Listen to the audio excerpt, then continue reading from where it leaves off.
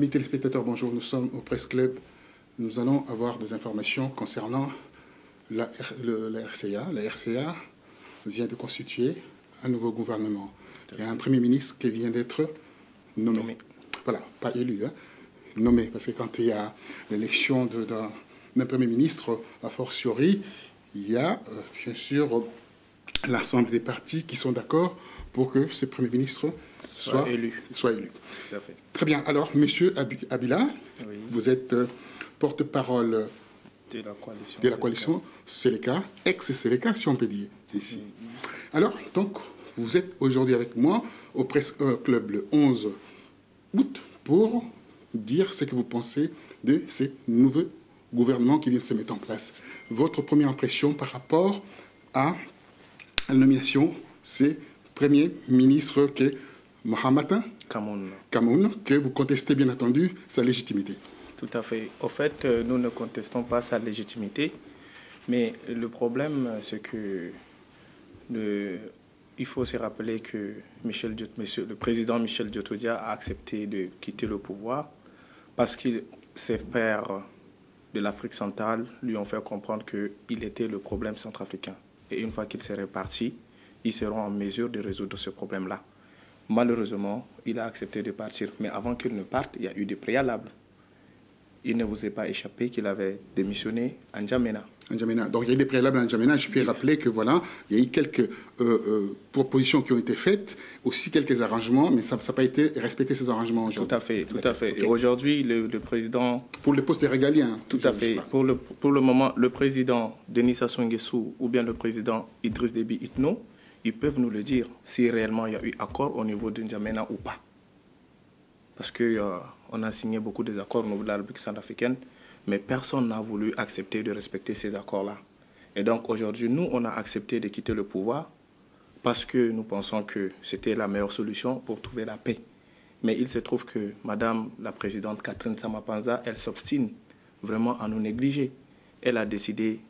Elle a demandé à l'ancien Premier ministre, M. Nzapa Eke, de quitter le pouvoir, de quitter la primature, quand il avait posé sa démission. Nous pensons qu'elle allait quand même avoir au moins la politesse de nous consulter, ce qui n'a pas été fait. Et nous avons appris par la voie de la presse la nomination de M. Mohamed Kamoun.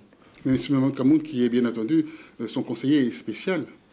Il fait son conseiller spécial, si je comprends bien. Tout à fait. Non seulement qu'il est son conseiller spécial, mais il y a quand même une ligne d'alliance qu'il y a entre Mme Catherine Samapanza et M. Mohamed Kamoun. Alors, pourquoi vous contestez cela? Parce qu'il est issu de votre mouvance, de votre obédience, la religion musulmane pourrait dire ainsi. Comment contestez-vous cet homme qui vient issu de votre obédience? Et voilà, c'est une très bonne occasion pour moi vraiment de répondre une fois pour toutes à cette question-là. La Seleka est une coalition politico-militaire. Nous ne sommes pas une organisation islamique. Dans la Seleka, il y a des chrétiens et il y a des musulmans. Donc pour nous, aujourd'hui, ce n'est pas un critère que ça soit un mythe. En fait, ce n'est pas un critère pour nous que le Premier ministre puisse être musulman. Nous n'avons pas... Le critère, ce n'est pas un problème de religion, en fait. Aujourd'hui, ce que nous voulons un réel partage de pouvoir en République centrafricaine entre la Seleka et la nouvelle présidente.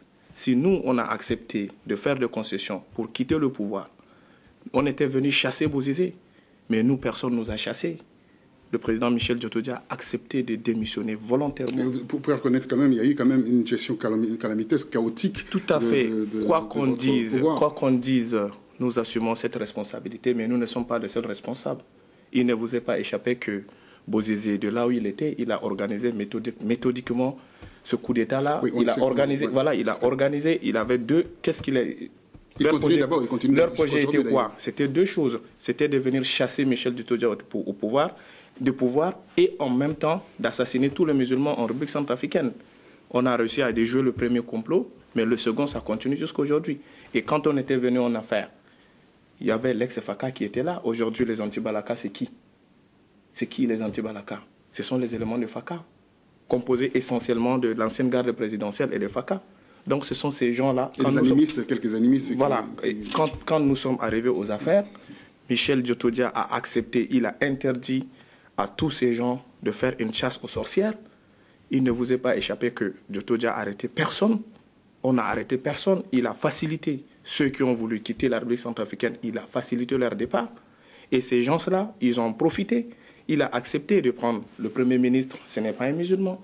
L'ancien ministre de la Défense, ce n'est pas un musulman. L'ancien ministre de l'Intérieur, c'est le poste que vous réclamez, bien entendu, le poste régalien que vous avez réclamé Monsieur le journaliste, attendez, s'il vous plaît, accordez-moi 2 secondes. Ces gens-là, l'ancien Premier ministre, ce n'est pas un musulman. L'ancien ministre de la Défense n'est pas un musulman, de même que celui de l'Intérieur. Donc on a accepté de partager le pouvoir parce que nous pensons que c'était la seule solution possible pour nous de sortir le pays de la crise. Mais aujourd'hui, ce que nous constatons, tous ces gens-là, ils sont là. Ils ont même le culot de dire que non, ils contestent le pouvoir. Ils contestent le gouvernement dont ils ont été même les principaux artisans de ce gouvernement. Donc nous, ce que nous demandons aujourd'hui à Mme Catherine Samapanza, c'est de revenir à la raison, d'accepter que la Séléka contrôle une bonne partie de la République centrafricaine et que nous avons des forces sur le terrain, qu'on le veut ou pas, on doit le faire avec nous. Alors, on doit le faire avec vous. Si on voit bien la force de Sangari qui est là, la MISCA qui est absolument chez vous. Est-ce que vous croyez que vous pouvez vous en sortir avec cette coalition internationale qui s'insurge contre vos méthodes? On n'a aucun problème avec les forces internationales qui sont sur le terrain. Actuellement, au niveau de Batangafo, nous collaborons ensemble avec Sangaris et MISCA. Il n'y a pas une opposition de principe entre nous. Ils ne sont pas venus pour nous faire la guerre. Ils sont venus pour nous aider à ramener la paix dans le pays. Donc aujourd'hui, on n'a pas de problème avec eux. On a été au niveau de Brazzaville, on a discuté, on a signé un accord. Et puis, lors du congrès de Birao, d'abord avant Birao, il y a eu une délai.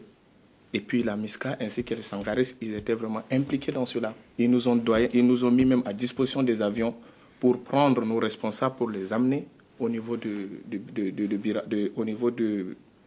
délai d'abord pour installer l'état-major. Et ils ont fait la même chose aussi pour nous aider à restructurer notre coalition. Ils ont mis des moyens à disposition pour amener les gens au niveau de Birao. Et donc, il n'y a pas d'animosité entre la coalition Séléka, la Sangaris ainsi que MISCA. Par contre, nos détracteurs, ils veulent utiliser la présence de ces gens-là. Ils veulent leur faire croire que nous sommes les ennemis de la paix. Mais nous ne sommes pas des ennemis de la paix. La preuve en est qu'on a accepté d'aller signer cet accord. Et depuis qu'on a signé cet accord, aucun membre de la Séléka n'a attaqué personne. Mais nous, on a été victimes. On a été victimes. La Sangaris était partie nous attaquer. Ils nous ont attaqués par terre et ils nous ont attaqués aussi. Ils nous ont bombardés avec des avions. Ça a duré 2 jours. J'espère que vous êtes bien informés. Je suis informé par rapport à ça. Tout en étant informé, je tiens à préciser qu'il y a eu le huis clos à Malabo. Tout à fait. Concernant votre affaire. Le huis clos a été géré par le président Obiangema Ngombasogo et bien sûr le président Sassou Nguesso qui travaille pour la paix à la République centrafricaine. Mais ces accords de huis clos-là n'ont pas été respectés aujourd'hui à Bangui. Une fois de plus, les gens nous font des procès d'intention. Ils veulent faire croire au monde entier que c'est nous qui sommes les ennemis de la paix, c'est nous qui sommes des hors-la-loi. Or, ce qui n'est pas vrai. Et vous avez réclamé, vous avez fait la réclamation par rapport à ces accords Bien sûr que oui. Malabo? Bien sûr que oui. Bien sûr que oui. Il y a des responsables politiques aujourd'hui qui aspirent à être chefs d'État demain de la République centrafricaine. Ils n'ont pas eu le respect, le moindre respect pour le président congolais, le médiateur centrafricain Denis Sassou Nguesso. Il a accepté de prendre son temps. Malgré le problème qu'il a dans son pays, il a accepté de prendre son temps. L'Union africaine, les Nations unies, l'Union européenne, ils ont accepté de mettre des moyens pour qu'on puisse aller s'asseoir, négocier pour discuter, afin de trouver des compromis pour signer un accord afin de sortir la République centrafricaine de là où elle se trouve. Malheureusement, beaucoup de responsables politiciens, pour des calculs politiques, ils n'ont pas voulu aller. Alors, mais nous, on a accepté d'aller, on a signé et on a respecté nos engagements internationaux. Et j'en profite pour vous le dire. Prenez au moins une ou deux minutes pour analyser cet accord. Cet accord est un accord de dupes. L'accord signé à N'Djamena ou à Brazzaville? L'accord signé à Brazzaville. Moi, quand j'ai pris vraiment la connaissance de cet accord, franchement, je me suis dit, mais ça m'a juste fait rappeler seulement à l'accord du traité de Versailles. On a imposé à l'Allemagne, ils ont signé un accord après la guerre de la Première Guerre mondiale, mais ça n'a pas empêché la seconde. Ce que nous voulons que les Centrafricains acceptent, qu'ils se ressaisissent, qu'on accepte. Ne pensez-vous pas que vous deviez mettre un peu de l'eau dans votre vin afin d'aller vers un processus de la vraie transition? Parce que la présidente qui est au pouvoir aussi, c'est une présidente de transition, on peut dire ainsi. Et alors maintenant... Elle a été votée par moins d'1% de la population centrafricaine. Certainement. Pour commencer d'abord je tiens à rappeler à vos téléspectateurs. Oui, à amorcer d'abord le processus. Le processus, c'est important pour l'amorcer. Alors, le processus amorcé aujourd'hui, on nomme un Premier ministre issu, si vous voulez, de votre camp, si vous ne l'acceptez pas. Mais les gens disent qu'il est de votre camp. Ne pensez-vous pas que vous devez mettre un peu de l'eau dans votre vin? Mais vous savez, le problème, ce n'est pas une histoire de notre camp ou bien de quelqu'un de musulman. La question ne se pose pas. Nous sommes venus, si on a accepté de prendre les armes pour venir au pouvoir, c'est parce que nous sommes convaincus que les choses n'allaient pas bien et que la démocratie ne fonctionnait pas en République centrafricaine. C'est pour cette raison que nous avons accepté de prendre les armes pour venir au pouvoir. Nous sommes venus. Les choses n'ont pas bien marché. Il y a eu de bonnes choses et il y a eu de mauvaises choses. Nous sommes d'accord. On nous a demandé, la communauté internationale nous a demandé de partir, puisque nous ne voulons pas perdurer. Nous ne voulons pas que cette crise puisse perdurer. On a accepté de partir. Mais il y a eu des préalables. Mais pourquoi aujourd'hui la présidente Sama Panza ne veut pas respecter cela? Nous voulons qu'on nous le dise. Le président Sassou Nguesso, le président Idriss Déby Itno, ils n'ont qu'à seulement nous le dire.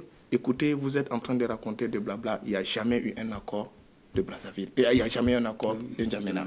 Et si accord il y a, qu'on nous le dise. Qu'on nous le dise. Il y a plusieurs types de contrats. On n'a pas besoin de les matérialiser d'abord. Les gens ont discuté vraiment, on a discuté entre des gens sérieux. Les chefs d'État de la sous-région, ils ont pris leur engagement. On n'a pas de doute. On ne pouvait pas imaginer un seul instant que cela n'allait pas être respecté quand même. Alors, on dit aujourd'hui, les gens se réclament, enfin, disent aujourd'hui à Bangui que c'est depuis 1960 qu'on n'a jamais eu un Premier ministre issu de la région musulmane. C'est une avancée. C'est quelque chose d'extraordinaire. Donnons la chance à ces processus de paix. Et vous voulez torpiller ces processus de paix. Dès ce soir-là, il va pouvoir composer son gouvernement. Est-ce que vos éléments vont être, vos cadres vont être rappelés pour participer à ce gouvernement? Une chose est certaine, on ne va pas accepter d'accompagner quelque chose qui n'a pas commencé avec nous. Ils ont commencé leur processus. Nous ne sommes pas contre la République centrafricaine. En tout cas, la coalition Seleka souhaite une bonne chance à Mme Catherine Sama Panza ainsi que son nouveau Premier ministre, Mamad Kamoun. Mais une chose est certaine, nous n'allons pas accepter de rentrer dans ce gouvernement. Ça, c'est notre position. Mais vous serez en porte-à-faux avec la communauté internationale, surtout la France, qui gère en partie cette affaire qui mine complètement le pays, qui divise le pays. Il y a les génocides qui a été évité de très près, de très peu, pardon. Et aujourd'hui, vous vous lancez encore dans ce genre de refus pour créer une situation des jadis qui était difficile. Il faut arrêter vraiment de remuer ce spectre de la communauté internationale, de dire qu'on va se mettre à dos. Non, la communauté internationale nous a demandé beaucoup et on a beaucoup donné. Je pense qu'il est temps que la communauté internationale accepte au moins de nous écouter une fois. Avant de venir au pouvoir, quand Michel Djotodia, la Seleka était arrivée jusqu'au niveau, à quelques kilomètres de Bangui, on nous a demandé de nous arrêter. On a accepté de nous arrêter. On a été au niveau de Libreville. On a signé un accord que l'ancien président Bozizé n'a pas respecté. Et après, on a décidé de marcher sur Bangui. On était venu le chasser avec ses troupes. Ils sont partis, on n'a plus le pouvoir. On nous a exigé, la communauté internationale nous a exigé de respecter l'accord qui a été signé. Or, on a signé cet accord avant d'accéder au pouvoir. On était en légitimité de contester cela. Mais l'ancien président Michel Djotodia, il a dit, il n'y a pas de problème, faisons avec. Ce qui a fait qu'on a maintenu l'ancien Premier ministre Nicolas Tchangaï au pouvoir. Il était Premier ministre, il était resté en tout cas Premier ministre. La communauté internationale... Qui est issue de l'accord de Libreville. Voilà, en fait, la communauté internationale nous a demandé... Tout à fait, l'accord de Libreville. Voilà. La communauté internationale nous a demandé de faire un gouvernement d'union nationale. N'oubliez pas que nous sommes venus prendre un pays par les armes. On aurait pu refuser. On a accepté de le faire. La communauté internationale a demandé à notre président Michel Diotoudia de quitter le pouvoir. Il a accepté de le faire parce qu'il pensait que c'était la meilleure des solutions. La communauté internationale nous a demandé de nous cantonner dans Bangui. C'est ce qu'on a accepté de le faire. Et pourtant, nos gens étaient armés. Mais nous, on leur a demandé de se cantonner. Ils se sont cantonnés. Ça n'a pas empêché qu'on attaque la communauté musulmane. Je pense que vous avez encore en mémoire cette histoire. On voit la partition du pays aussi à travers ça. Alors, que pensez-vous de cette partition? Non, s'il vous plaît. Attendez, je n'ai pas fini. Je n'ai pas fini, s'il vous plaît. Je n'ai pas fini. Allez-y. Cette même communauté internationale nous a demandé de le faire. On a accepté de se cantonner en présence de la Sangaris et de la Miska. Ça n'a pas empêché les anti-Balaka de mettre en œuvre leur plan macabre. Tout à fait. Ils ont assassiné des gens en République centrafricaine au seul motif que soit ils sont musulmans ou ils sont séléka. On a assassiné des enfants, des femmes, des vieillards. On a détruit les mosquées, on a déchiré le Coran, ils ont tout fait. Malgré cela, ils ont été même déterrer le corps des musulmans qui ont été enterrés il y a 10-15 ans. Ils ont brûlé des corps et on a vu même des actes de cannibalisme. Ils ont mangé de la chair humaine. Les images sont là. Voilà, les images sont là. Mais où était la communauté internationale? Ils sont là. Qu'est-ce qu'ils ont dit? Ils ont été, enfin, elle a été dépassée un peu par les événements. Qu'est-ce qu'ils ont fait? Est-ce qu'ils ont empêché cela? Ils n'ont pas empêché cela. On était à Brazzaville. On a accepté de signer un accord. Pendant que nous étions là-bas, on était encore en discussion. Les anti-Balaka continuaient à tuer les gens. La communauté internationale, qu'est-ce qu'elle a fait? Elle n'a rien fait. Ils continuent à tuer les gens jusqu'à aujourd'hui. Au moment où je vous parle, j'étais dans le taxi avant d'arriver ici. On m'a appelé pour me dire que les anti-Balaka ont assassiné 2 personnes.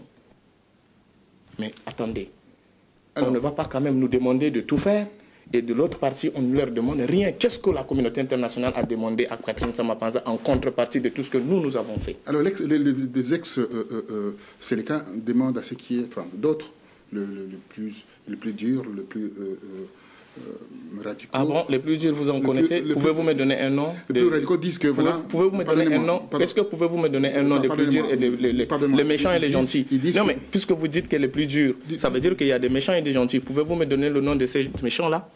Lesquels? Les méchants, c'est lesquels? S'il vous plaît, répondez d'abord à ma question. Les plus durs, c'est lesquels? Pardonnez-moi. Okay. Ils demandent à ce qui demande? Qui demande? Qui a une certaine partition. Oui. Qui demande? Est-ce que vous acceptez cette partition? Qui demande? Je pose la question, est-ce que vous acceptez cette partition? Non, mais monsieur, répondez d'abord à ma question. Non, c'est moi qui pose la question. Vous dites qu'il y a des gentils et des méchants dans ces cas. Et j'aimerais savoir quels sont ces gentils-là. Je fais partie de ces méchants-là? Non, je ne sais pas. Ou bien de ces gentils? Non, je dis seulement, est-ce que vous partez pour le principe de la partition? Vous savez... Non, vous allez répondre gentiment à cette question. Vous savez, nous avons constaté quelque chose. C'est passé en République centrafricaine. Il y a parmi nous des gens qui pensent que nous avons atteint le point de non-retour. Mais, en ce qui me concerne, moi je pense que, vu l'histoire de la Deuxième Guerre mondiale, ce que l'Allemagne et la France ont connu, les deux ont vraiment fait la guerre, mais les deux peuples ont accepté. Ils se sont dit, oui, c'est vrai, on a commis des erreurs, voilà, on a fait des choses qu'il ne fallait pas faire, et puis finalement, ils ont accepté de s'asseoir, de discuter. Ils ont fini par trouver une solution. Mais aujourd'hui, je peux aussi vous donner un exemple très simple.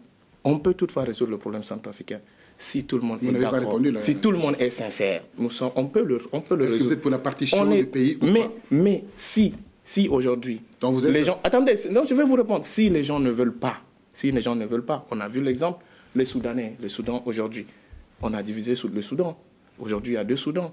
Quand on regarde l'histoire de l'Érythrée et de l'Éthiopie, puisque les gens ne veulent pas, les gens ne veulent plus vivre ensemble. Avec le Soudan du Sud, entre eux. Mais voilà, mais au moins aujourd'hui, c'est un autre problème. Oui, voilà. C'est un autre problème, ce n'est pas l'ancien problème. Ça ne vous sert pas d'exemple pour essayer de s'arranger entre vous, que la situation soit assainie autour de ces processus qui est mis en place par Madame la Présidente? Est-ce que vous trouvez cela vraiment poli?